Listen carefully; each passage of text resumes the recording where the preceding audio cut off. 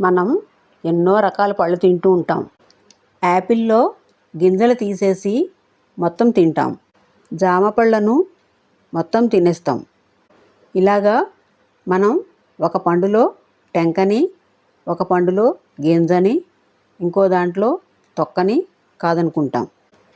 ఒక్కొక్కటి ఒక్కో రుచి, తీపి, పులుపు, వగరు, కొంచెం తేడాలతో ఎన్నో రుచులు. అన్నీ ఇష్టమే, ఏది తిన్నా మనకు ఆరోగ్యమే. అయితే పళ్ళు తింటున్నప్పుడు మంచి మాత్రమే గుర్తుంటుంది, కానీ చెడు గుర్తుండదు. మనకు కావలసింది తీసుకుని అక్కర్లేనిది పారేస్తాం, అంతే. అలాగే మనుషులు కూడా పళ్ళ లాంటివారు.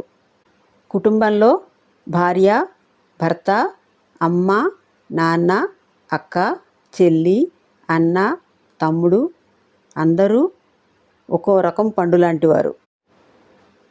ఒక్కొక్కరిది ఒక్కొక్క స్వభావం.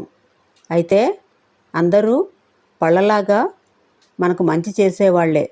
అయినా కానీ మనిషి స్వభావం విషయంలో వాళ్ళు మన కోసం చేసిన మంచి కంటే వాళ్ళు అప్పుడప్పుడు మన మీద చూపించిన కోపమో చిరాకో ఎక్కువ గుర్తుంటుంది.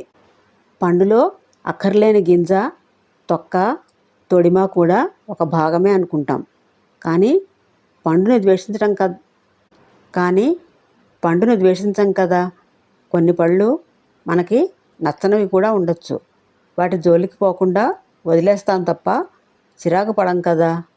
పండులాగే కోపతాపాలు, ప్రేమపాసాలు కలిస్తేనే మనిషి స్వభావం.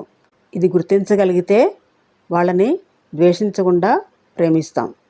కుటుంబం అంటే అన్ని రకాల పండ్లతో నింపిన పండ్ల బుట్ట.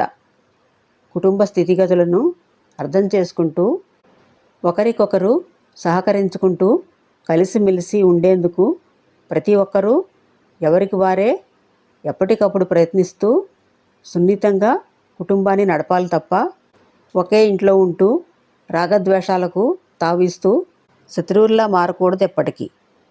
సర్వే జన సుఖినో భవంతు.